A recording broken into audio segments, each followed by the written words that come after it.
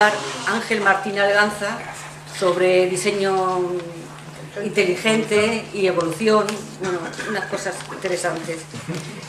Él es licenciado en Ciencias Biológicas, aquí en Granada, tiene máster en Genética y en Evolución, luego ha trabajado en Biología de Poblaciones, Citogenética, Selección Sexual en Ortópteros, en Saltamontes, en el Departamento de Genética de la Universidad. También ha trabajado en Genética Molecular, Biología de Poblaciones, Selección Sexual y Competición de Esperma en planarias, que son unos gusanos, en el Instituto Max Planck de Fisiología del Comportamiento de Múnich, Alemania. Tiene también mucha formación en teleasistencia, bueno, sí, telemedicina más, en el Hospital General Yagüe de Burgos y en la Universidad de Valladolid. Está muy interesado ahora en bioinformática, administración de sistemas y base de datos en la Universidad de Granada, en el Hospital General Yagüe de Burgos y en empresas. Es ahora mismo profesor de genética aquí en la universidad e imparte docencias de biología, bioquímica y ciencias y tecnología de los alimentos en los grados de biología y bioquímica, también en diversas asignaturas de genética, biocomputación, biología evolutiva, genética de poblaciones y evolución. También prepara a profesores de enseñanza media de biología y geología. Bueno, yo creo que con esto ya tenemos una idea de todo lo que sabe este hombre.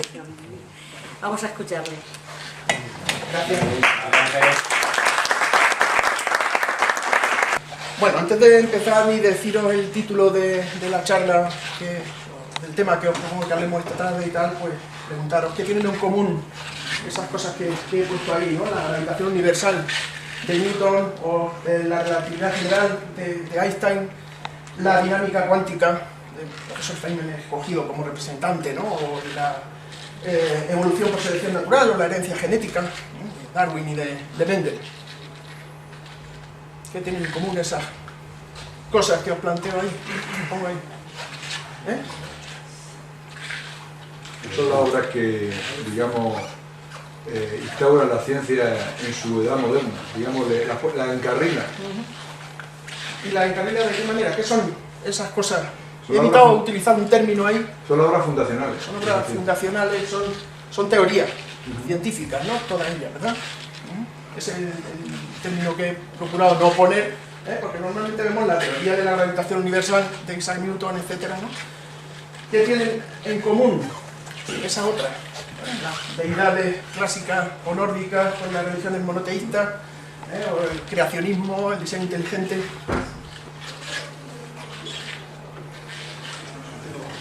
¿Perdona? Se lo deja a otro. Son dogmas. Pero eso expresa mejor los anhelos de ser humano. Y también con esa otra, ¿no? La sanación, el feng shui, la ciencia de la felicidad, la programación neurolingüística. Y el ratoncito Pérez, o el hada de los dientes. Pensamiento mágico. Son creencias, supersticiones, o son pensamientos mágicos, ideas pseudocientíficas, otras. Pero no son teorías científicas, ¿no? Aunque ni el creacionismo es científico, ni el diseño inteligente es una teoría científica, ¿no? Ni existe nada que sea la ciencia de la felicidad, ni nada que se le parezca, ¿no?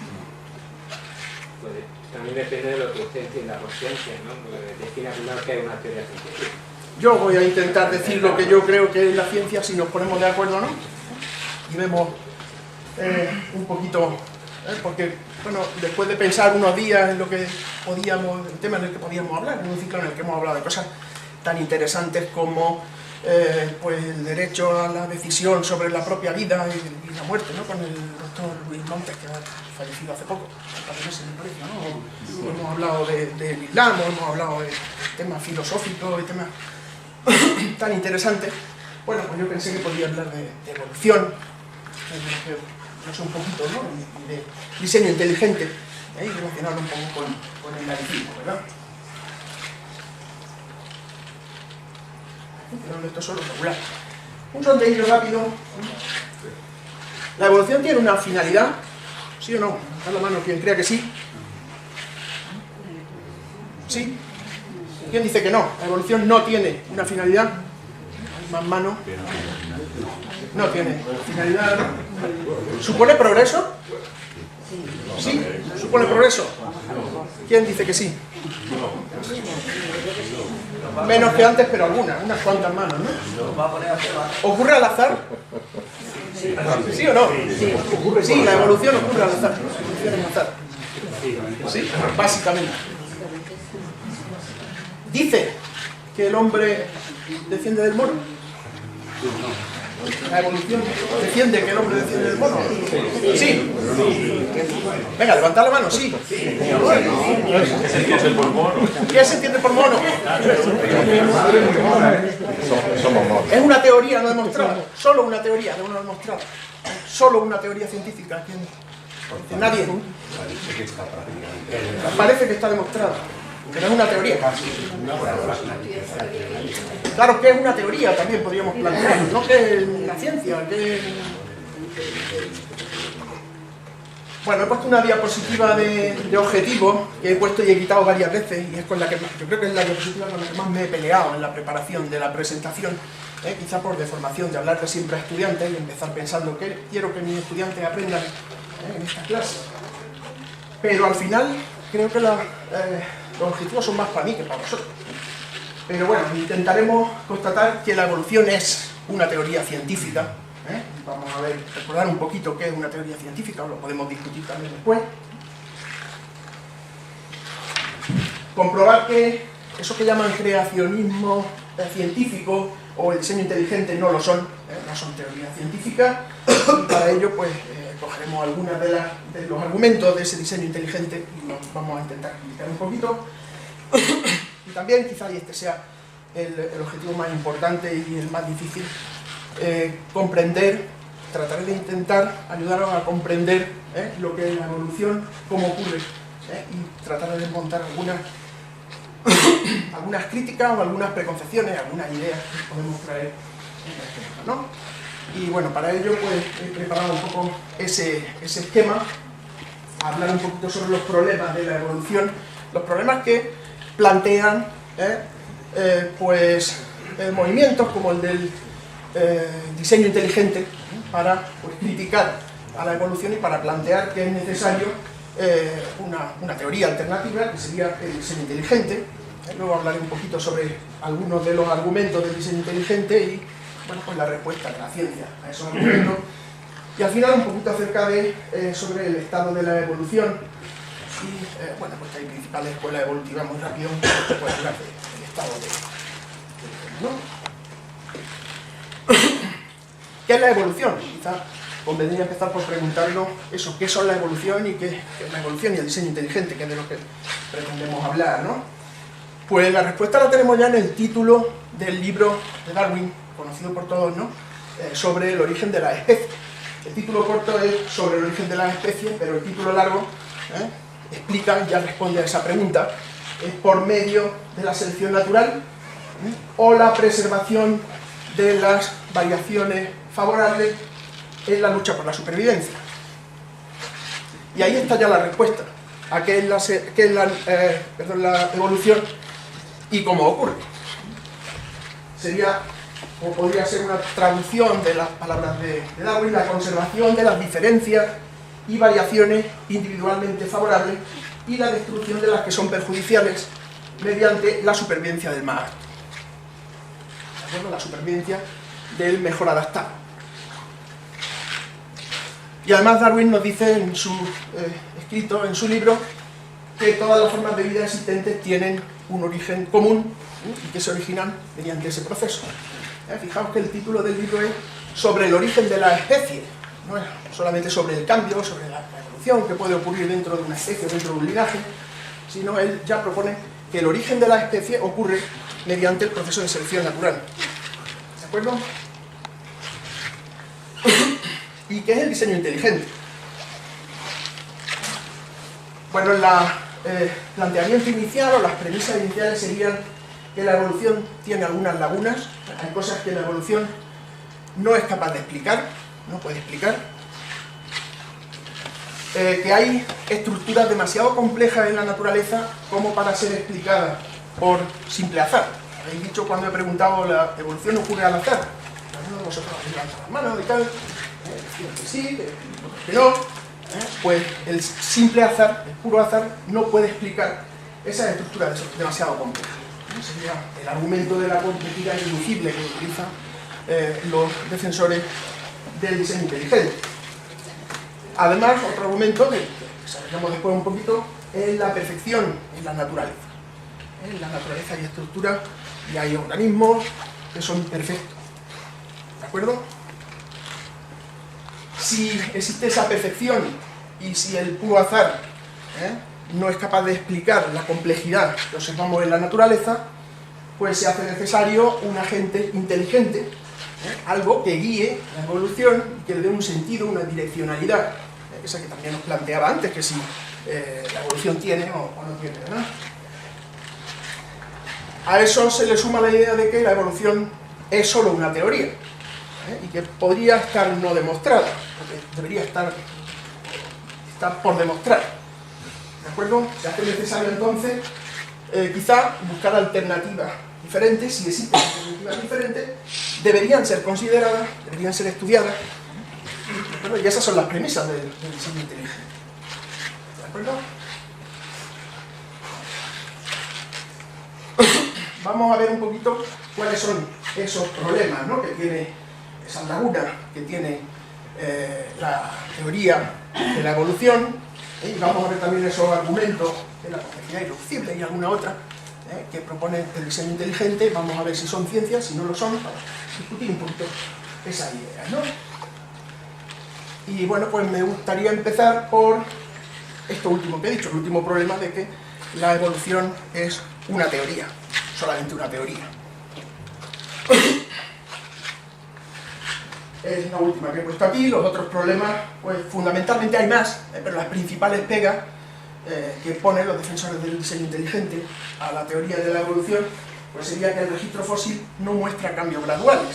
Según la teoría de Darwin, según el origen de las especies y lo que explica en el origen de las especies, deberíamos encontrar, en el registro, lo dice él, dice en su propio texto, ¿no?, deberían encontrarse entre los fósiles, pues, todas las formas intermedias existentes entre una forma ancestral, una especie ancestral original y una que encontramos en la actualidad.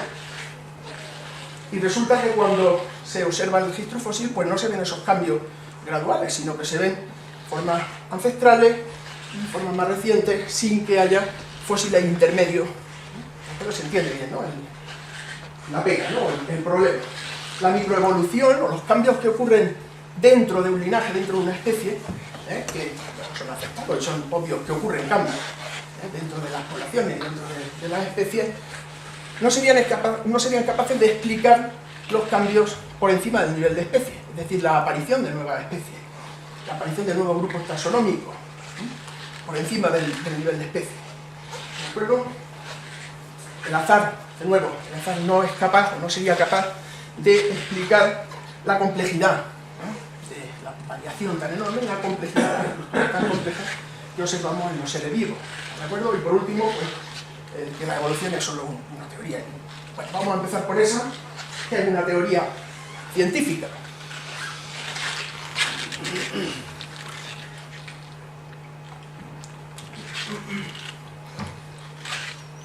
Pues el término teoría científica hace referencia, cuando lo utilizan los científicos, a un cuerpo de conocimiento establecido, sólido, muy bien estudiado,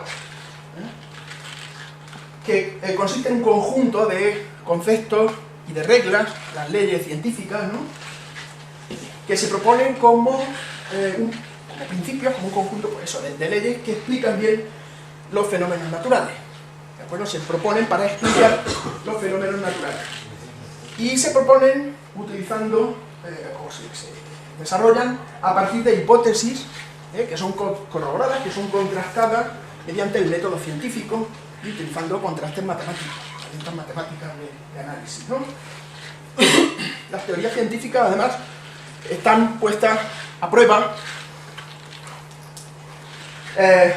continuamente, están siendo revisadas y ampliadas cuando es necesario. ¿De acuerdo? Repito, entonces no son ideas que se nos ocurren en un momento determinado. Tengo la teoría de que, como utilizamos en el lenguaje común, sino que son, como digo, cuerpos de conocimiento consolidado y contrastado. ¿Vale? Las hipótesis científicas tienen que ser contrastables, tienen que ser falsables, y si no se pueden contrastar, no se puede emitir una hipótesis que se pueda comprobar experimentalmente o mediante la observación, no son realmente hipótesis científicas, serán otra cosa, pero no hipótesis científicas, ¿verdad? Y cuando las ponemos a prueba, lo que hacemos es intentar rechazarlas. Las hipótesis las solemos emitir con la intención de rechazarlas. Cuando no se puede rechazar, mediante métodos numéricos, mediante métodos estadísticos, entonces se aceptan provisionalmente como la mejor explicación de la observación que se ha hecho de la red. ¿De acuerdo? ¿Qué pasa con la evolución, con la teoría de la evolución? Aquí tenemos los dos primeros párrafos, o parte de los dos primeros párrafos del prefacio del primer volumen de la revista Evolution, Evolución, publicada en 1947. Y bueno, empieza diciendo que la necesidad de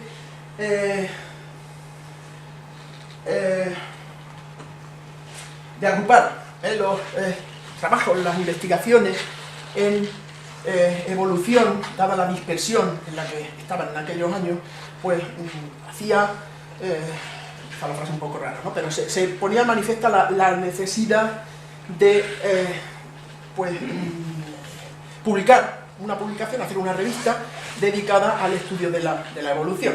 ¿De acuerdo? Había, desde el origen de la publicación del origen de las especies, se habían dedicado los investigadores durante unas cuantas décadas a demostrar el hecho de la evolución, que desde mi punto de vista ya lo habían demostrado Darwin y Wallace, pero estuvieron corroborándolo durante algunas décadas más, y después se empezaron a tratar de desentrañar los mecanismos de la evolución por selección natural que había propuesto Darwin, pero que él no fue capaz de entender cuáles eran realmente esos mecanismos básicos. No se conocía nada de genética, las leyes de Mendel, bueno, estaban publicadas en textos oscuros, poco conocidos y tal, hasta el principio del siglo pasado, pues no se sacan a la luz y no se empieza a entender cómo es el mecanismo de la herencia, que es el que va a explicar el mecanismo de la evolución por selección natural. Lo que sí está claro es que para los primeros años del siglo pasado existía una unanimidad completa en cuanto en los estudiosos de las áreas de la biología, ¿no? En cuanto a la veracidad de la teoría de la evolución. La evolución ocurre, realmente ha ocurrido y sigue ocurriendo, tampoco ha terminado, ¿de acuerdo? Y bueno, pues distintas áreas, paleontólogos, genéticos, taxonomistas, botánicos, zoólogos, están estudiando, intentando entender las bases de la evolución por selección natural. Al principio parecía, sigue diciendo ese prefacio, ¿no? Parecía que divergían en cuanto a las ideas y tal, pero después empezaron a converger, las cosas empezaron a cuadrar, y hay unanimidad completa en cuanto a que ocurre la evolución por selección natural, ¿verdad? Los datos moleculares son abrumadores, ¿no? Y no hacen más que confirmar la evolución por selección natural. Aquí en el subtítulo de la diapositiva, fijaos, he puesto miles de trabajos de investigación son compatibles con la teoría de la evolución. No ha habido ni una sola observación, ni un solo experimento que no sea compatible con la teoría de la evolución de Darwin. Está siendo a prueba continuamente en relación con lo que decía yo antes. Un inciso, millones. Bueno, lo de miles yo lo decía por la revista Evolución, por Evolution. ¿Vale? En Evolution solo se han publicado miles, quizás decenas de miles, solamente en una revista. Hay muchísimas revistas dedicadas al estudio de la evolución, y otras muchas que no están centradas en evolución, pero que publican trabajos de evolución o trabajos cuyas hipótesis están basadas en la teoría de la evolución. Son hipótesis dentro de nuestro modelo, dentro de nuestra teoría de la evolución. ¿De acuerdo? No hay ni un solo experimento ni una sola observación que contradiga. Cuando yo decía antes, os ponía aquí, ¿no? Las teorías científicas son cuerpos de conocimiento establecidos y que están continuamente puestos a prueba, pues quizás sea una de las teorías más puestas a prueba de todas las teorías científicas. Continuamente se están haciendo experimentos y ninguno, como digo, ninguna observación contradice o es incompatible de acuerdo con la teoría.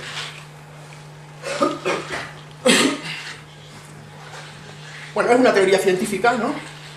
Y parece que tiene algunos aspectos. El registro fósil no es completo, o mejor, en el registro fósil no encontramos discontinuidades, no es continuo, no se encuentran formas fósiles intermedias, porque Darwin predecía, en los próximos años deberíamos encontrar muchos fósiles que sean formas intermedias, fósiles intermedios, eslabones perdidos, llaman algunos, ¿no? De entre formas ancestrales y formas modernas, ¿verdad? Bueno, pues se han encontrado, se están encontrando. El más conocido quizá es el Archaeopteryx, Archaeopteryx viene a significar algo como ala primitiva o ave primitiva. Se descubrió en el primer ejemplar en Alemania en 1861 y se han descubierto algo así como 12 o 15 ejemplares más. Era un organismo con una anatomía y una fisiología, pues entre el de un reptil y un ave, quizá porque es la primera ave, o han defendido algunos autores durante muchos años que pudo ser el primer ave. Hay otros fósiles, y hay algunos que se han encontrado y se han propuesto como fósiles aves anteriores al Archaeopteryx. Hay varios, no es el único ejemplo, aunque sí quizá el más conocido, ¿no? El Tiktaalik, su nombre viene a significar algo así como pez grande de agua dulce, encontrado en 2004 en Canadá. Pues también es una especie fósil transicional, en este caso entre anfibios y reptiles. Fijaos en un bicho aquí el fósil, esto es lo que podría ser una reconstrucción del individuo. Es un bicho que tiene un organismo que tiene una cabeza plana, con los ojos en la parte de arriba y con visión ya casi frontal o hacia arriba, a diferencia de los peces que tienen casi todos los ojos de forma lateral, y las aletas pues están, fijaos en la forma que tiene un poquito, ¿no? Inclinado hacia abajo, podría ayudarle a arrastrarse sobre el suelo, como algunos reptiles, y la composición de los huesos de esas aletas pues se parecen más a los huesos de los reptiles que a lo que sería el esqueleto de un pez, ¿no? Por tanto es otro ejemplo, y bueno, se han encontrado muchos más. Nos han dicho muchas veces, o hemos leído muchas veces, que no existen fósiles intermedios de organismos parecidos a la jirafa, entre la jirafa actual y las jirafas primitivas, cuyos fósiles pues, se parecen más a los fósiles de cebras o de caballos, con cuello corto y tal. Bueno, pues se han encontrado, hemos encontrado fósiles de jirafas intermedias, varios con longitudes de cuello diferentes a lo largo de los últimos años. Y se van a seguir encontrando más, evidentemente. El registro fósil, el problema que tiene es que es incompleto porque no hemos encontrado todos los fósiles que se han formado, algunos son más difíciles y algunos organismos o en algunas condiciones pues tienen más facilidad para formar fósiles que en otros, pero es evidente que existen formas intermedias y que las estamos encontrando, ¿verdad? Bueno, la microevolución, los cambios dentro de los linajes, dentro de linajes concretos, no son capaces de explicar los cambios en linajes superiores, es decir, cómo aparecen especies nuevas. Sabemos que existen cambios dentro de las poblaciones naturales, sabemos que existen cambios dentro de las especies. En los primeros años del siglo pasado la genética y la genética de poblaciones los genetistas de poblaciones desarrollaron todo un cuerpo matemático sólido que es capaz de explicar cómo ocurren los procesos responsables de la evolución, responsables del cambio evolutivo, y en particular la selección, la mutación también, como causa origen, ¿no? de a causa de la variabilidad, que es sustrato de la selección natural para que ocurra evolución. Pero ¿cómo es capaz de explicar esa microevolución los cambios macroevolutivos? Pues Darwin ya lo decía en El origen de la especie, aunque no explicaba o no era capaz de entender los mecanismos genéticos, los mecanismos de la herencia, pero sí que el título de su libro es sobre el origen de la especie, no es sobre los cambios que ocurren dentro de los organismos de una especie, sino sobre el origen de la especie. Las especies aparecen por variación, por descendencia con modificación. Hay variabilidad, hay variaciones, y se seleccionan las formas favorables, las formas que mejor adaptadas están al ambiente, porque tienen más descendientes, simplemente, que otras formas, que otras modalidades de individuos, otros caracteres que no están tan bien adaptados al medio ambiente. Tienen menos descendientes y, por tanto, están menos representados en las generaciones siguientes. ¿De acuerdo? Y esas variaciones pueden llegar a dar lugar a especies nuevas. Y tenemos evidencias, tenemos pruebas de que eso es así. Por ejemplo, las especies de enanillo pues son una prueba de lo que hoy llamamos o conocemos como el proceso de especiación, que está muy bien entendido, y se conoce muy bien y se explica perfectamente por las leyes de la herencia y por las dinámicas de las poblaciones cambiadas, ¿verdad? Fijaos, a partir de una población original y existiendo una barrera geográfica en un punto determinado, a partir de esa población pueden irse extendiendo, pueden ir ampliando el área geográfica esos individuos que a lo largo de mucho tiempo, evidentemente necesitamos muchas generaciones, pueden ir acumulando cambios, ¿vale? Hay cambios, está demostrado, conocemos que hay cambios dentro de las especies, de los organismos que componen una población, ¿vale? Con lo cual, a lo largo de muchísimas generaciones, muchísimo tiempo, esas poblaciones pueden ir divergiendo, pueden ir diferenciándose genéticamente de la población original. ¿De acuerdo? Cuando, bueno, entre estas líneas que hay dibujadas entre cada dos poblaciones significan que puede haber intercambio genético, es decir, los individuos de esta población y los de esta pueden cruzarse entre sí y dar una descendencia viable y fértil. ¿De acuerdo? Por tanto, serían miembros de la misma especie. ¿Vale? Fijaos, las distintas poblaciones pueden cruzarse dando una descendencia viable y fértil con las poblaciones adyacentes, serían individuos de la misma especie, pero fijaos qué pasa al otro lado de la barrera geográfica. Estos individuos y estos de aquí son tan diferentes entre sí que ya no pueden tener una descendencia viable y fértil, no pueden cruzarse entre sí. ¿De acuerdo? Han acumulado tantas diferencias que son individuos de especies diferentes o de especies incipientes diferentes y ya no pueden tener una descendencia viable o fértil, pueden tener descendientes que sean inviables o que no sean fértiles. ¿De acuerdo?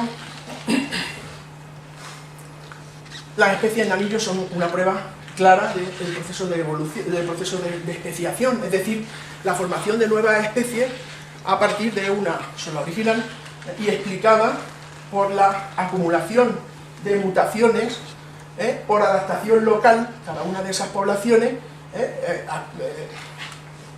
en cada uno de los ambientes en los que se desarrollan esas poblaciones estarán favorecidos por la selección determinados caracteres y no otros, que serán los que van a ser más frecuentes en la descendencia de los organismos, de los individuos de esas poblaciones, y por tanto por adaptación local, como digo, pues unas poblaciones y otras van a ser diferentes hasta el punto de que pueden llegar a ser especies, organismos de especies diferentes.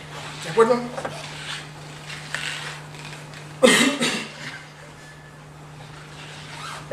Un ejemplo real de especie de anillo, las salamandras, algunas especies de salamandras luego te paso la presentación. Vamos, si quieres sacarle alguna foto no me importa, no, pero sí, luego la paso.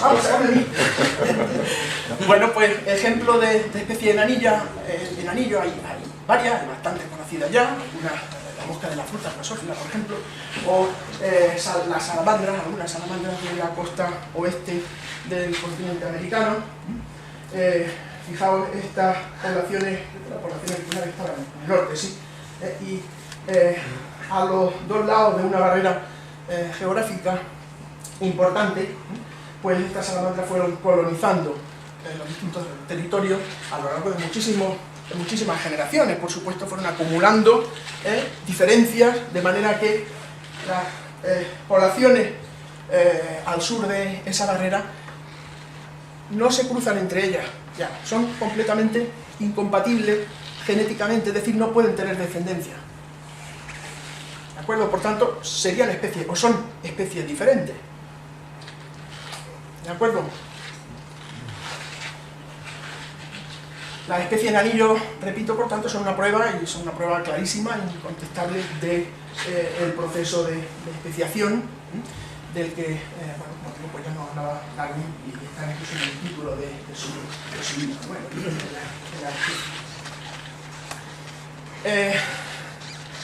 la selección ocurre al azar, la evolución ocurre al azar, o no ocurre al azar, ocurre por selección natural, pero la selección ocurre al azar o no. Fijaos, eso que tenemos ahí son tomates, una variedad enorme de tomates, y han sido generados todos por selección artificial. Nos guste o nos guste menos ese término, la vi, pero bueno, por seleccionando unos caracteres u otros, escogiendo qué plantas producen las variaciones de tomate que nos gustan más o que nos interesan.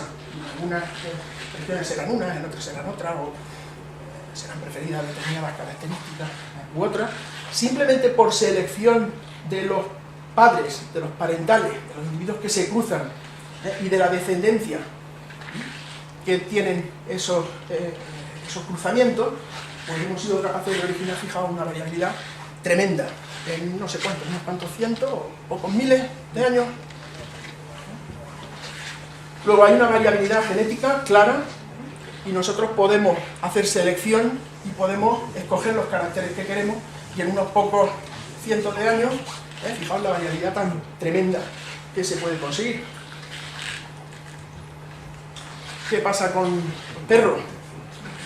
O con, no sé, caballo, en los que hacemos una selección para los caracteres que nos interesan y conseguimos, pues eso, a base de seleccionar, de escoger los progenitores que cruzamos y escoger entre sus descendientes los mejores, entre comillas, los que tienen las características deseables, las que nosotros queremos.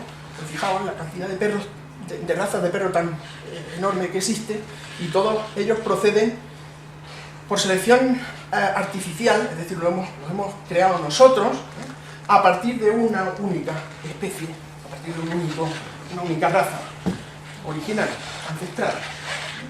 Esta de aquí. ¿De acuerdo? Y de nuevo, ¿en cuánto tiempo lo hemos hecho?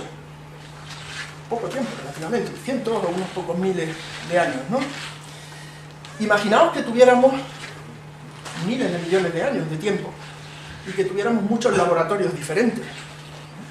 Tantos laboratorios como nos ofrece el planeta. Tantas condiciones o situaciones ambientales diferentes como podemos encontrar en el planeta. La selección natural, la evolución, tiene esos laboratorios y tiene ese tiempo.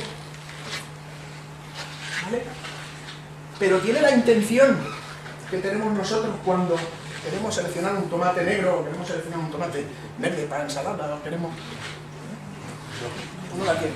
Tiene la intención de escoger perros cazadores o perros compañía.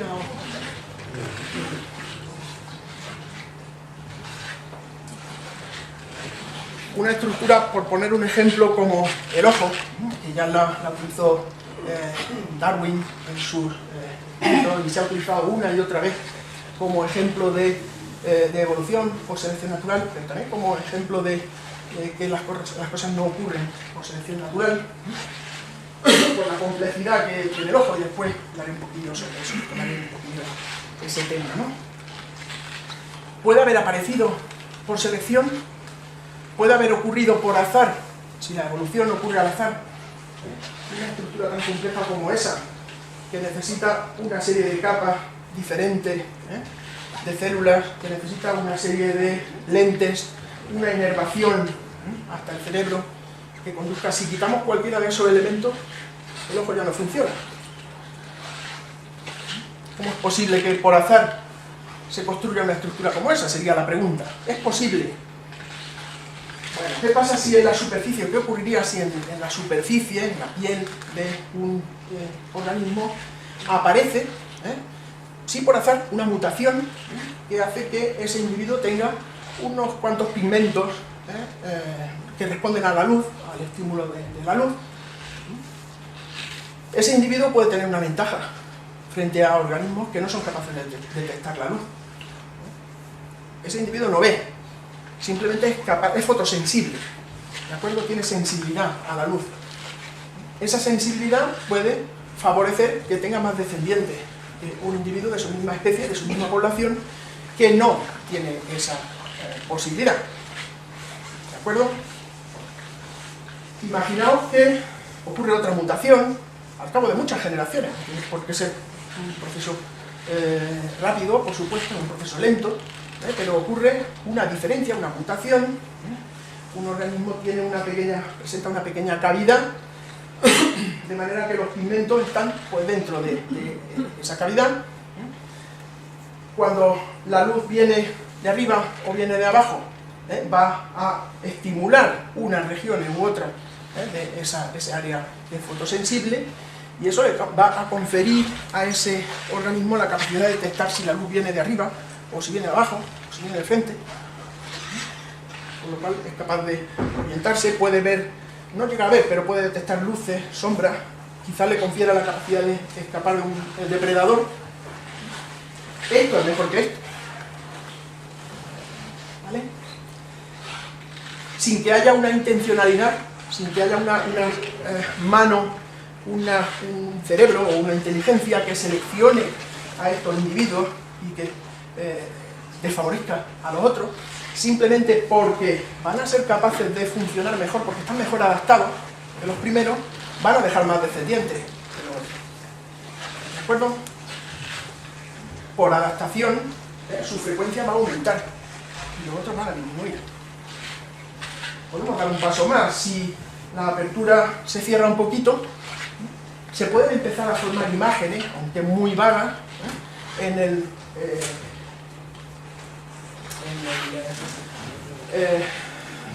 quiero decir retina, pero en esas células o en esos pigmentos fotosensibles, ¿verdad? De manera que el organismo puede tener un principio, digamos, de visión, aunque no forme imágenes nítidas, imágenes claras, pero puede empezar a formar algunas imágenes en su sistema nervioso, ya detectar imágenes. Y otras cosas que pueden ir ocurriendo. El hueco se puede llenar de líquido y eso es mejor, las imágenes van a ser mejores, pueden ir apareciendo distintas capas o distintas lentes, de manera que poco a poco cada uno de esas estructuras es mejor porque confiere una ventaja adaptativa, repito de nuevo, ¿de acuerdo? La selección no tiene intención, no es direccional, lo que ocurre es que si una forma es mejor que otra, está mejor adaptada, responde mejor, es más probable que tenga descendientes, o va a tener más descendientes que una forma que está peor adaptada, y por tanto esas formas se van a extender, van a ser más frecuentes en la naturaleza. ¿De acuerdo? De manera que poco a poco, a lo largo de muchísimos años de evolución, a lo largo de muchísimas generaciones, pues pueden llegar a formarse estructuras complejas. Darwin dice en el origen... ¿Está una teoría contrastada de cómo se ha formado el ojo o es una hipótesis que se ha lanzado? Esto yo creo que está clarísimo. Se conocen todas las formas intermedias y muchas más. Hay especies que representan cada una. Claro, por supuesto. David, un experto, ha estudiado y sigue estudiando, sigue trabajando en el desarrollo del ojo, ¿no? En mamíferos y no sé si en alguna era una medusa, por ejemplo. Sí, que hay individuos de cada Todos esos pasos intermedios son de forma de vida iguales. Y muchos más. Y muchos más. Lo que pasa es que no caben en la diapositiva y tampoco merece la pena. Ni yo me lo sé. Si tenéis mucho interés, pues David es la persona para hablar. Este es uno de los ojos. Tengo entendido que hay varios. Ahora hablamos de otro ojo después, porque los ojos de los insectos no tienen nada que ver con esto, y los ojos de los cefalópodos no tienen... Bueno, se parecen. No tiene nada que ver, pero todo empiezan su evolución. Sí, originalmente todos empiezan... El logo, entre comillas, de una medusa se parece mucho más al principio de lo que se parece de un mamífero. Pero ya, si tiras hacia arriba, llegas al mismo sitio. Tiras de una medusa o tiras de nosotros. O de una droga. O una drosófila. El gen que controla la información que me ha dado David estos días, que hemos hablado mucho de estos temas, yo del desarrollo del ojo no sé nada, él es el especialista, pero el gen que controla el desarrollo, que dispara el desarrollo, la formación de un ojo en un embrión, en humanos, en mamíferos, en la mosca de la fruta, en drosófila, en los cefalópodos, en los peces, es el mismo gen, es la misma secuencia. Lo llamamos de manera diferente, lo llamamos Ailes sin ojo en drosófila, lo llamamos PAX6 en humanos o en mamíferos, pero es el mismo gen, es la misma secuencia. ¿De acuerdo? Y actualmente, bueno, pues como David ha dicho, existen todas esas modalidades de, no sé si podemos llamarlas visión o detección de la luz, o en general, de sistemas visuales, gracias David de nuevo, de sistemas visuales y muchos más intermedios entre ellos. Existen en la actualidad y lo hemos visto también en especies fósiles. ¿De acuerdo? Os pregunté también antes, ¿el hombre viene del mono? Nada más que mirarlo. Nada más que mirarlo, ¿no? Sobre todo si miramos algunos más que otros, ¿no? Algunos pues nos parecemos más, otros parecen menos. Bueno, hemos visto todos diagramas parecidos a ese, ¿no? En el que se trata de indicar, se trata de resumir la evolución desde un mono ancestral hasta, o mono que se parece a los monos actuales, hasta el hombre actual, ¿no? El hombre actual con sus ideas y con capaz de desarrollar, ¿no? Las ideas cognitivas que tenemos en el día a día, ¿no? Bueno, Darwin habló también de la aparición de la especie humana y de la evolución del hombre, pero lo hizo en otro libro, El origen del hombre y la selección sexual, la selección en relación al sexo, que publicó en 1871, y la idea de Darwin no era esa. A Darwin le preguntaron, no fue a Darwin exactamente, a un defensor de la teoría de Darwin, no fue exactamente, pero le preguntaron si usted cree que el hombre viene del mono, en su caso es por línea paterna o por línea materna, por su abuelo o por su abuela. Se fue Huxley, se lo preguntaron a Huxley. A Huxley, Vamos a debate con Wilberforce. A Huxley, efectivamente. Para ridiculizarlo, evidentemente, ¿no? Viene por su abuelo materno o por su abuelo por su abuelo. ¿Y qué le contestó? No lo sé. Paco. Pues no hay requisición de aquella, pero parece que Huxley se alegró y dijo para sí, para su adentro, gracias por haber puesto, por haberme hecho esta pregunta, pero sé decirlo porque ha caído en mí. Entonces dijo, a mí no me importaría descender de un mono, de una criatura inferior, lo que sí que no me gustaría es defender de alguien, Como tú o algo así. exactamente, que usa sus poderes intelectuales en contra de la verdad y el rigor científico, ¿no? Entonces, bueno, que yo lo digo, pero no se conserva ninguna transcripción. No se conserva nada. O sea, que eso también es como lo de Unamuno, aquello que dijo de no se sabe con seguridad si fuera las palabras literarias, ¿no? Bueno, ¿el hombre viene del mono entonces o no? ¿Trump te refieres a Sí. Donald Trump te refieres o...? Sí. De ahí tengo mi duda. Alguien preguntó por allí, primero dinos lo que es un mono, o habría que plantearnos qué es un mono, ¿no? Bueno, yo, más que decir que el hombre viene del mono, lo que creo que deberíamos decir es que el hombre es un mono. O si no es un mono, yo tampoco sé mucho de taxonomía de primate, lo que sí está claro es que es un primate. Y es mucho mejor representar la evolución o la aparición de la especie humana de esta manera, en la que tenemos pues, los primates con sus clasificaciones, sus relaciones de parentesco, cada una de las bifurcaciones en ese árbol, pues son sucesos de especiaciones, las que aparecen especies nuevas, aparecen grupos de organismos diferentes a partir de una ancestral. ¿De acuerdo? Y el hombre estaba por aquí, entre, pues cerca de los grandes simios africanos. Creo que, repito, que no soy especialista en evolución de primates, por supuesto, pero esto es mucho más representativo de la realidad que esto de aquí. El hombre no proviene del mono, el hombre es un linaje dentro de una serie de linajes, dentro de una familia de primates, dentro de una familia de mamíferos, un grupo de especies de mamíferos, etc. ¿de acuerdo? Y el origen del hombre no es una excepción a la evolución, también lo dice Darwin en aquel libro, también es explicado perfectamente por la evolución y por la teoría de la evolución por selección natural. ¿De acuerdo?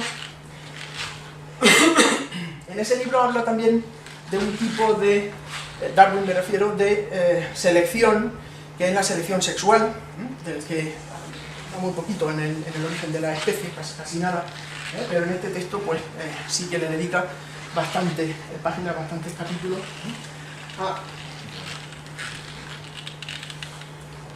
a una forma de selección resultado de la diferencia de intereses entre los miembros de los dos sexos, y que llega a explicar pues caracteres tan extravagantes como la cola del macho del pavo real. Esto de aquí es una hembra que tiene una cola bastante discretita y un patrón de coloración bastante discreto, y el macho, sin embargo, pues fijaos el despliegue de patrones y de coloración que tiene en su plumaje, ¿no?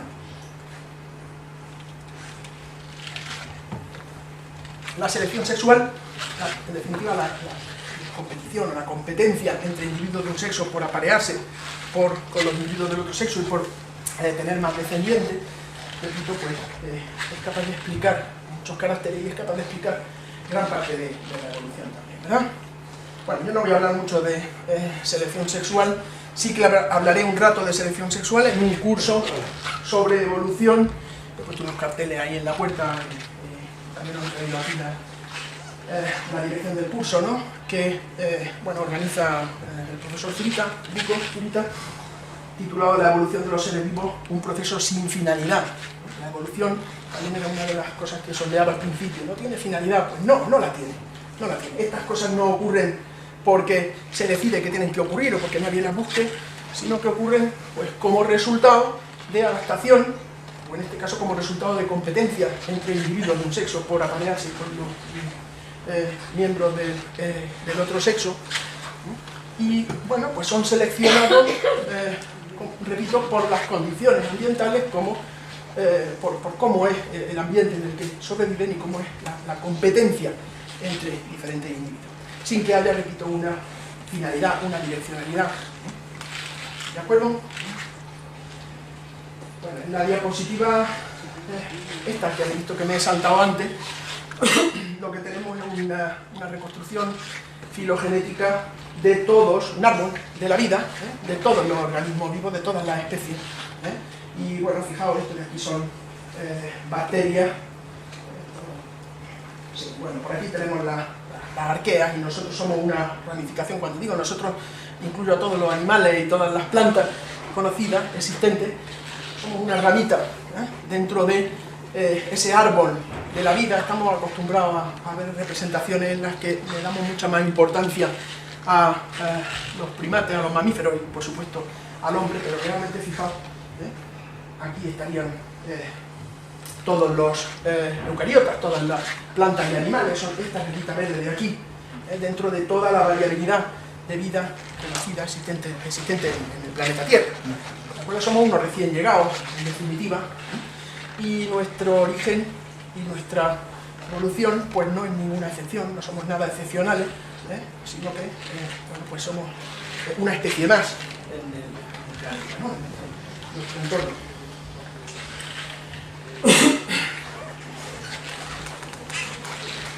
Parece razonable que si existen teorías alternativas a la de la evolución y si tiene problemas, y ya hemos visto que los problemas que dicen que tiene parece que no son tales, ¿no? Están bastante resueltos, esas lagunas que defienden, que deja, parece que no son tales. Hay otras pegas menores, pero bueno, no voy a comentarlas todas, ni las conozco, todas, simplemente hay otras ideas por ahí. Pero si existe una teoría científica alternativa, pues debería ser lógico que la conociéramos, es razonable que se estudie y que se promulgue y que se conozca. ¿De acuerdo? Esa es una de las premisas del diseño inteligente, ¿no? ¿Cuáles son sus argumentos? ¿Son argumentos de peso? ¿Es una teoría científica o no lo es? El ejemplo típico de el argumento de la complejidad. En la naturaleza los organismos son tan complejos y presentan estructuras tan complejas que no pueden aparecer por azar. Sería básicamente, y de forma muy simplificada, el argumento. Hemos visto una estructura tan compleja como el ojo, y decía un ejemplo típico, ¿no? Ese, el ojo. ¿No? Una estructura tan compleja no puede aparecer por azar, pero sí que puede aparecer por selección natural. Durante muchísimas generaciones de selección natural, durante millones de años de evolución, hemos visto cómo sí es posible que aparezca una estructura como esa. Por azar no, evidentemente. Pero sí por fruto de muchos azares. Fruto de muchos azares y adaptación, que es la clave. Esos muchos azares... Tampoco. Claro, fruto de muchos azares... Azares adaptativos y suerte.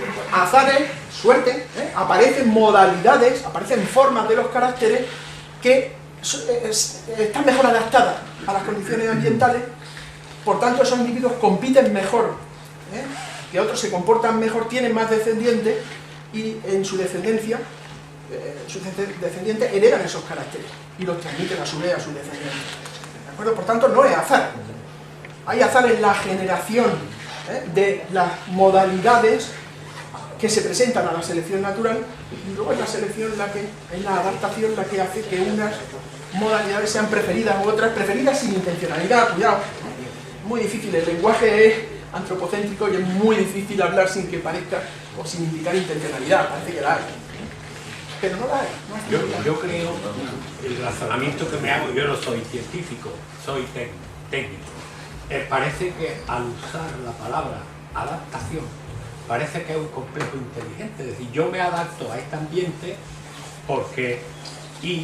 cuando se dice adaptación, yo a veces puedo interpretar que ese ser vivo es inteligente y se está adecuando al sitio. Y creo que... Lo hace de forma intencionada. Eso. Lo hace de forma intencionada. Pues no hay intención. No hay intención. Lo que ocurre es que si la estructura, el sistema visual que tiene ese individuo y que ha aparecido por azar, que lo ha desarrollado por azar, por mutación, ¿de acuerdo? Ha aparecido una forma nueva. Si es mejor que formas alternativas, va a tener una ventaja a la hora de reproducirse, va a dejar más descendientes, y por tanto se va a extender en la población. La palabra éxito reproductivo, éxito adaptativo, éxito es algo mejor que la de suerte para ese binomio de azar y consecuencia. Claro, pero es que no es suerte. La suerte es la aparición de la forma nueva. Sí, pero que ahí, si cogemos la palabra éxito, mejoramos un poco. Mejor que adaptación. Es que es muy difícil. Y selección. El término selección casi es peor todavía. Éxito reproductivo. Es decir, puede estar muy bien adaptado en otras cosas, pero sale, por ejemplo, con una malformación congénita cardíaca y ya no ha hecho nada. Igual hay mucho éxito reproductivo. Tienes que reproducirte más que otro. Es un éxito diferencial. Un éxito reproductivo una diferencial. Reproducción diferencial. Una reproducción diferencial. Eso es la selección natural. Lo que pasa es que el término selección, para nosotros, indica intencionalidad. Por eso yo he hablado de selección artificial y luego he dicho lo que ocurre en la naturaleza, en el proceso de selección natural, es más una competencia, es más una adaptación o un éxito diferencial, lo que queráis, porque el término selección lleva a pensar que hay intencionalidad, ¿no? No la hay. Una pregunta que siempre me carcome. ¿Esta mutación, de alguna manera espontánea, al azar, pudiera tener alguna ley que la motive y se desconozca? ¿O tiene disparate?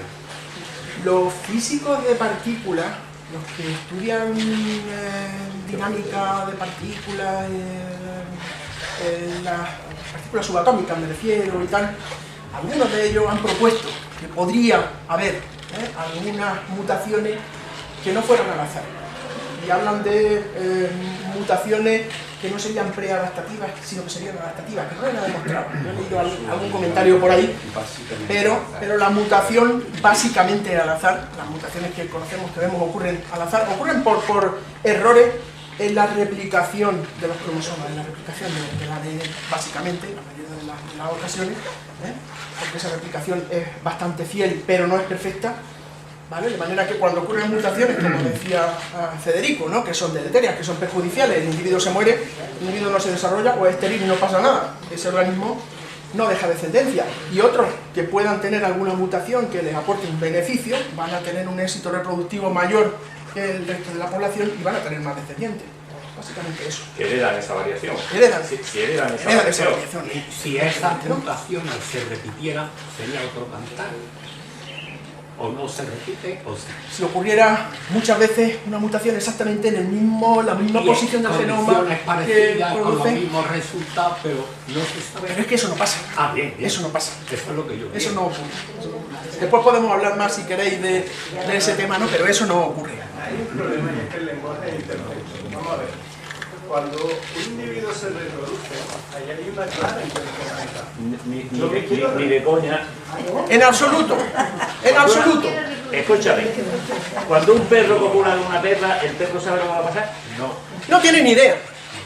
Y una No mosca, tiene ni idea. menos todavía.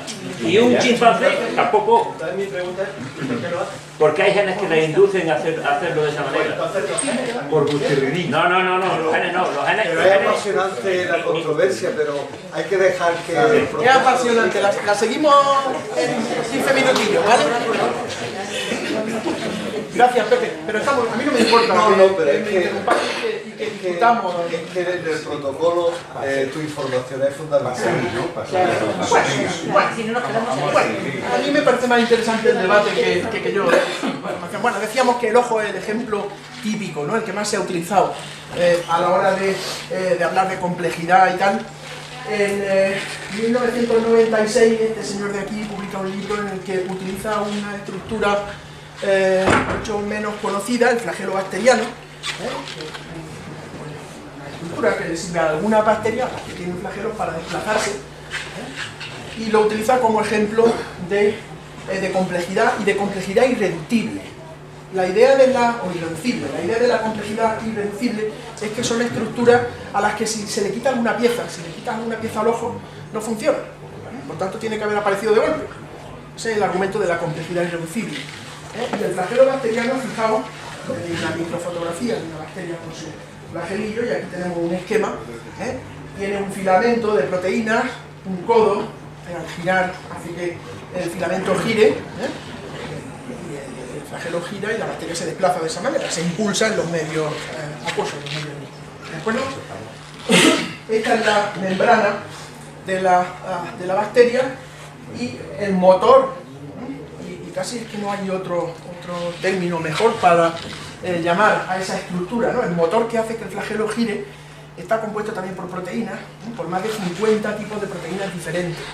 Tiene un sistema de rotación con unos engranajes y unos anclajes, etcétera, que hace que sea, algunos autores lo han definido como el motor más perfecto que existe. El hombre no ha sido capaz de construir un motor más eficaz, más perfecto que ese.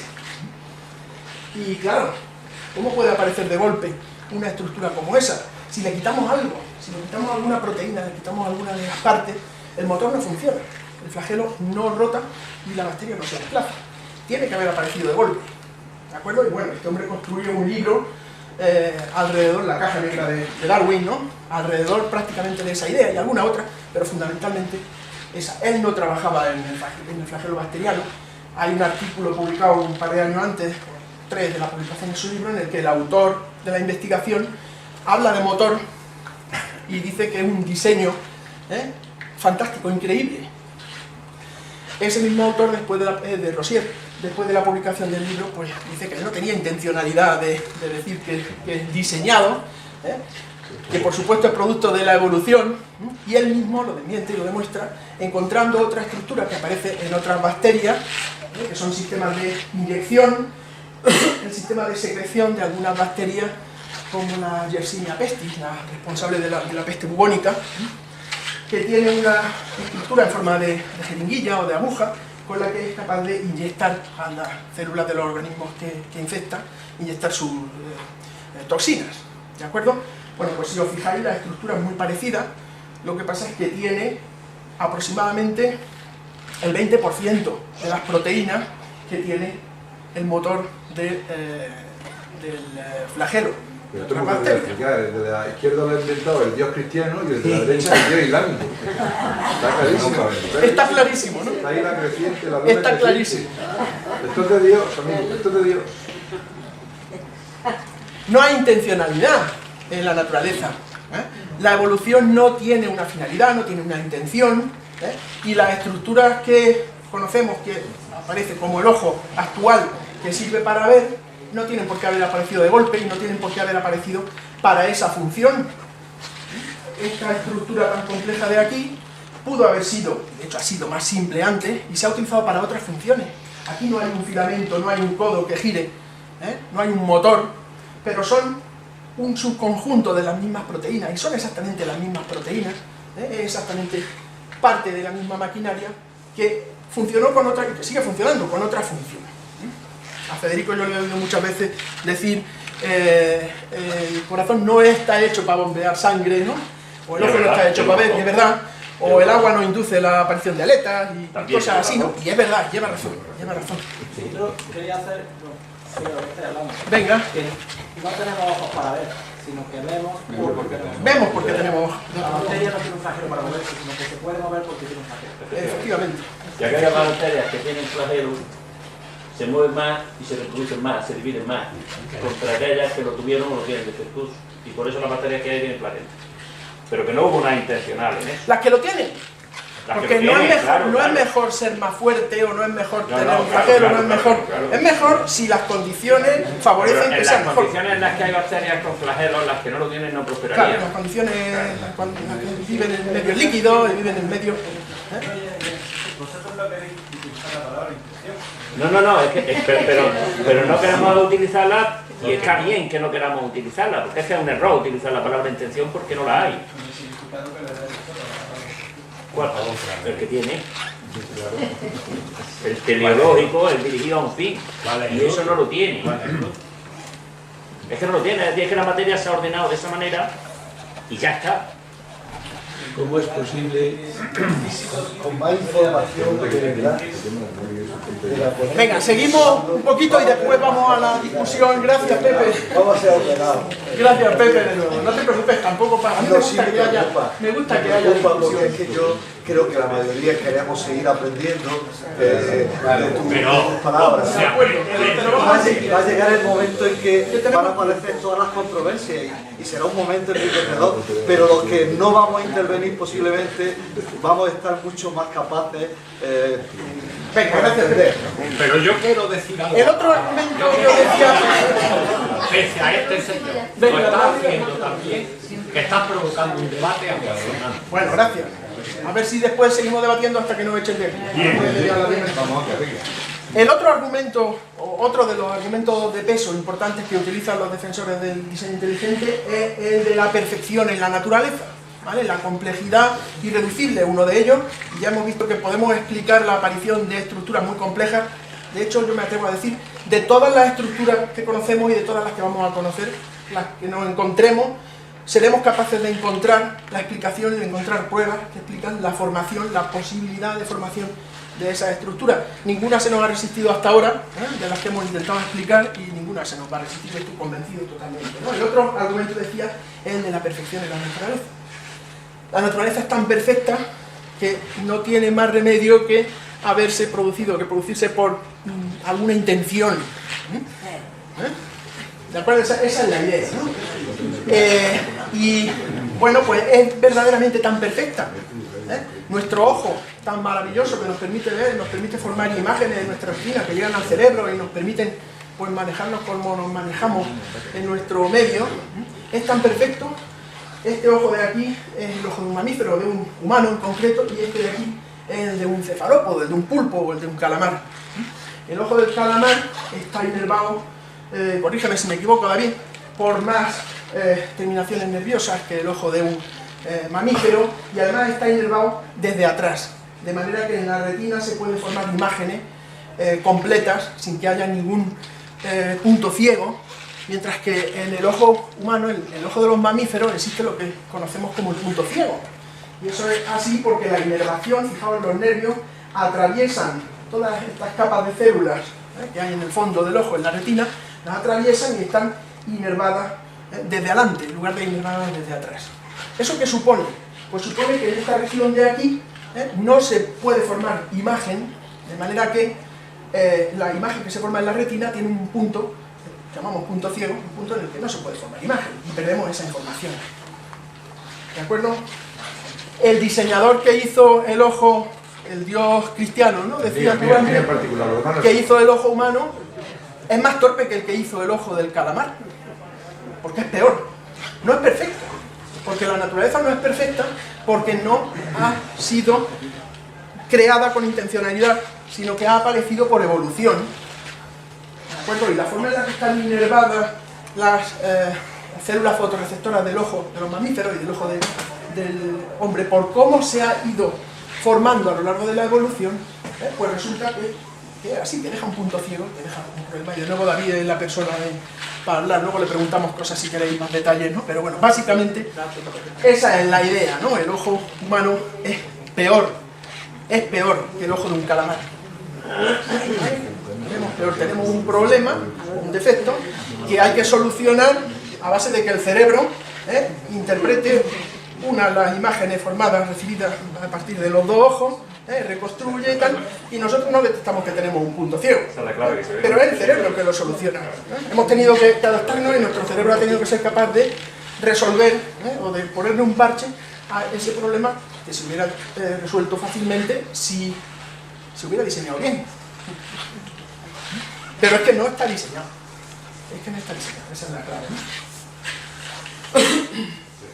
El nervio laríngeo recurrente, pues también es un ejemplo de mal diseño, ¿no?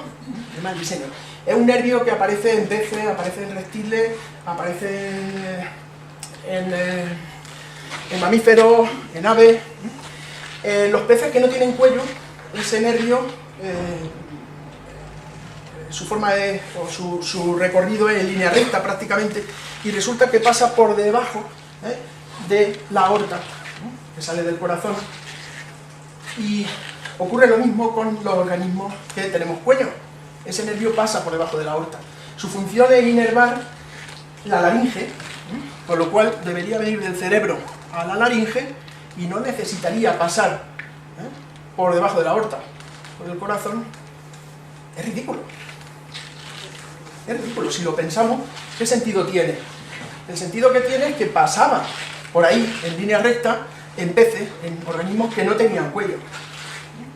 En la especie humana ese nervio tiene pues prácticamente unos 30, 35, incluso 40 centímetros de longitud, cuando necesitaría tener 12 o menos, 12 o 15. La jirafa puede tener 5 o 6 metros, y un dinosaurio podría tener 20 y tantos metros, cuando la función la tiene que realizar ahí al lado. Si se hubiera pensado bien, ¿vale? Lo que pasa es que no lo pensó nadie. No lo pensó nadie. Ocurrió como ocurrió. Y cuando hemos ido cambiando las estructuras, pues el pobre Leguía ha tenido que irse adaptando, y ha tenido que irse, pues eso, adaptando, adecuándose a la situación que se encuentra, ¿no? Bueno, hay otros problemas con el cuello de la jirafa, por ejemplo. ¿Por qué no tiene un cuello telescópico? ¿No sería mejor diseñado si fuera como la escalera de un camión de bomberos, por ejemplo? En lugar de un cuello como ese, que produce una serie de problemas que tienen que ser parcheados, solucionados, con otra serie de modificaciones, ¿no? El bombeo de la sangre. Una jirafa no se marea cuando bebe agua y levanta la cabeza, la sube 6 metros del suelo, ¿no? Y lo hace rápidamente, ¿no? Bueno, parece que la naturaleza no es tan perfecta, ¿no? Las estructuras que encontramos pues no son tan perfectas. ¿Cuál es el estado actual de la teoría de la evolución? Y otra cosilla, ¿por qué hay tanta necesidad de buscar diseñadores, de buscar una explicación sobrenatural a procesos naturales? Porque la pregunta sería, ¿existe un diseñador? ¿Existe Dios? Y Dios existe, ¿no? Es posterior a los dinosaurios, 65 millones de años después, y existe desde que lo inventamos nosotros. ¿Vale? El hombre creó a Dios a su imagen y semejanza y así le salió, ¿no? Un Dios vengativo, cruel, misógino, intolerante, homófobo. Como lo creó el hombre, a su imagen y semejanza. Yo creo que es el personaje más despreciable de la literatura universal. No sé si estáis de acuerdo o no. Pero yo creo que es así. Y lo creamos porque tenemos miedo y porque somos supersticiosos y necesitamos las creencias, los dioses, las supersticiones, las pseudociencias. ¿Por qué existen? ¿Son necesarias? Pues es que resulta que también son explicadas por la selección. Y si no queréis que use el término selección, tienen valor adaptativo.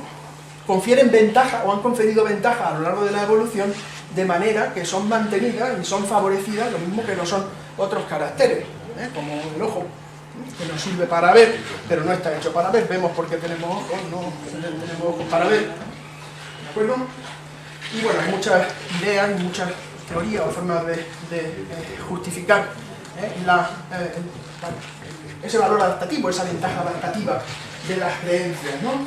Las religiones, por ejemplo, pues la solidaridad social, el sentido de comunidad frente a otros grupos, el sentido de, o la idea de tener unas creencias y justificar mediante la existencia de dioses o de deidades o de un mundo sobrenatural, en definitiva, pues facilita, por ejemplo, el llevar a cabo guerras, tener guerras contra otros grupos diferentes, o la segunda, Ángel.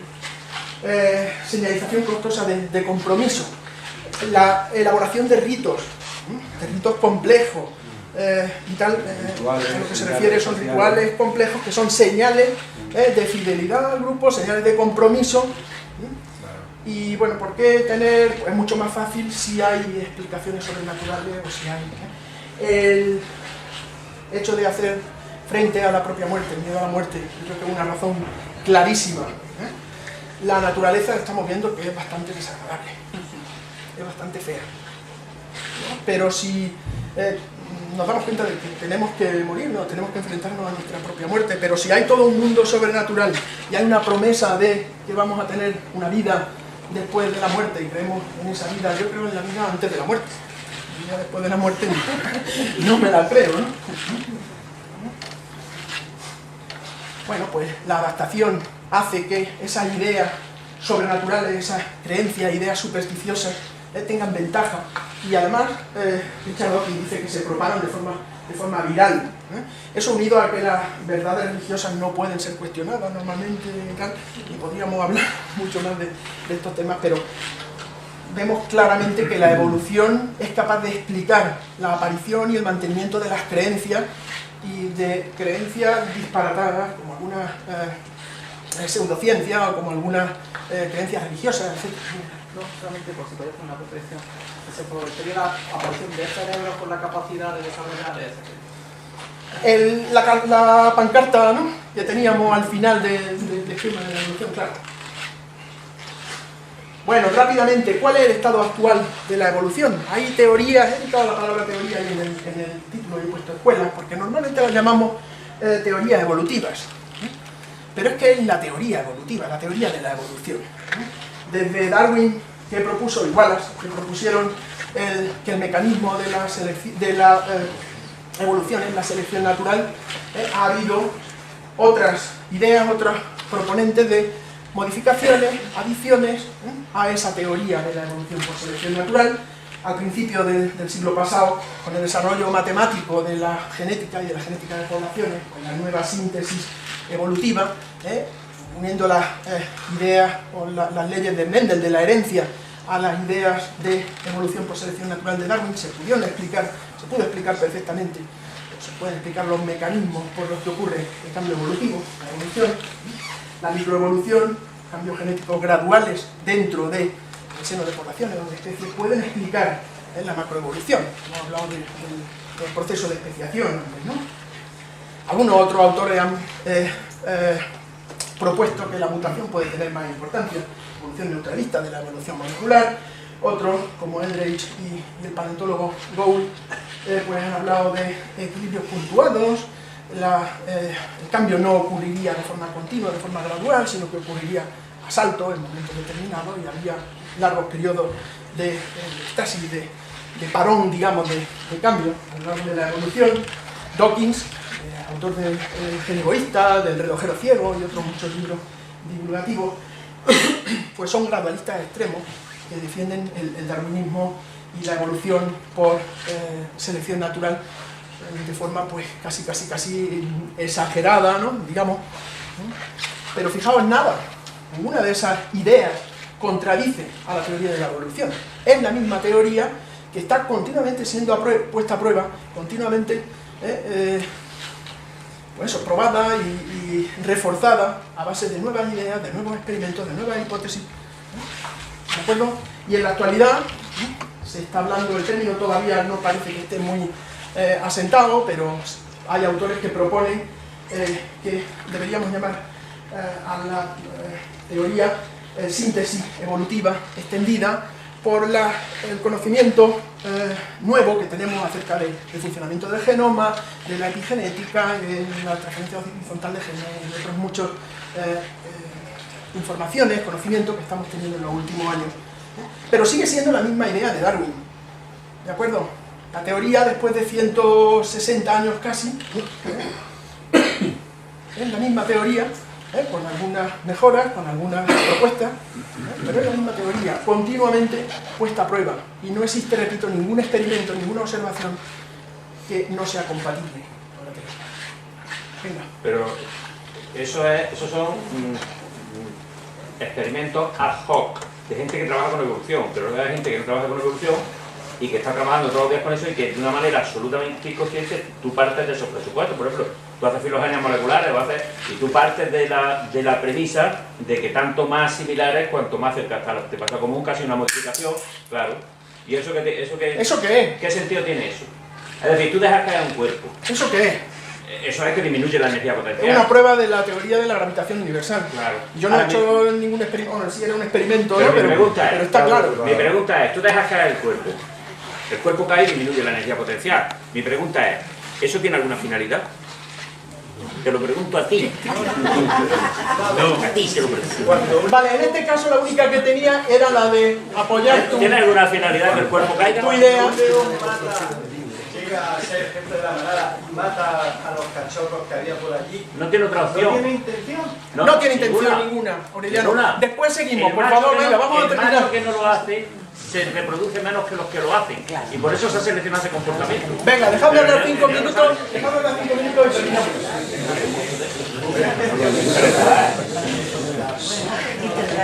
Richard Dawkins, gradualismo extremo, Gould, paleontólogo, equilibrio puntuado, los dos excelentes divulgadores, algunos conocéis algunos de sus libros, el Gen egoísta de Dawkins. Han salido los dos en Los Simpsons. Los dos han salido en Los Simpsons. Y últimamente Dawkins ha salido. Efectivamente. Quizás sean los dos únicos científicos, Einstein también. No, hombre, ha salido algunos más. El Hawking, que más ha salido es Hawking. Hawking, por supuesto. Han salido los cuartos, Bueno, el ensayo de Dostoevsky del 73, titulado Nada tiene sentido en biología si no es a la luz de la evolución. La evolución es una hipótesis revolucionaria, fantástica. Después te paso el paper. Sí. Claro, te paso la presentación. La paso a todos. El ensayo es fantástico, tiene ya pues 3 años menos que yo, de 73, muchos años. Es una lectura fantástica. Nada tiene sentido en biología si no es a la luz de la evolución. La evolución, decía, es una teoría unificadora, es una teoría de síntesis de todas las ciencias biológicas, biomédicas, si queréis. Este artículo de un grupo de investigación catalán dice, es de genómica de poblaciones, y en el título dice: nada en evolución tiene sentido si no es a la luz de la genómica, de la genética, y nada en genómica, en genética, tiene sentido si no es a la luz de la evolución.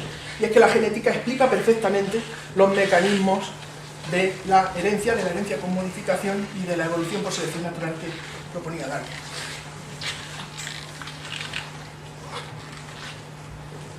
Esto tremendo. Bueno, la teoría de la evolución por selección natural es, como decía ahora mismo, ¿no?, unificadora, es una teoría de síntesis de la ciencia de la vida, es la teoría que mejor explica todas las observaciones que podemos hacer de la naturaleza. No hay una teoría mejor, no hay una teoría alternativa para explicar todas las observaciones que hacemos. El diseño inteligente no es una teoría científica, no utiliza la metodología de la ciencia, no utiliza el método científico, y bueno, pues hemos visto que los argumentos que tiene no son argumentos de peso, no son argumentos válidos, con lo cual, bueno, pues si hubiera una teoría alternativa, merecería ser estudiada, merecería que la estudiáramos en las escuelas o en las universidades, pero es que no hay una teoría alternativa. El diseño inteligente no es una teoría alternativa. ¿Qué es?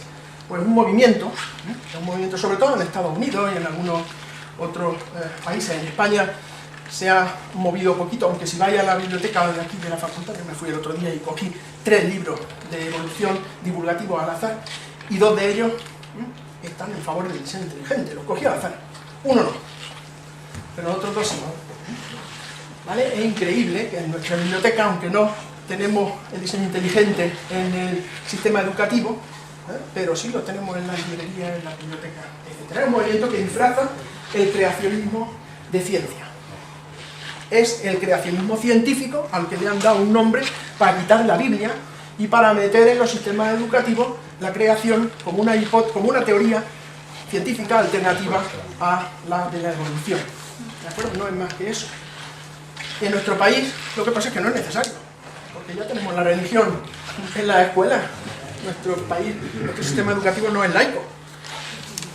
No hace falta el diseño inteligente para meter el creacionismo en la educación.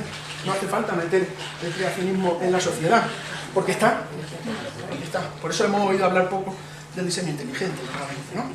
Si oímos hablar más en el futuro será porque vamos avanzando en el laicismo y porque van a irse necesitando esos subterfugios para intentar meter el creacionismo en la sociedad y en el sistema educativo, ¿no?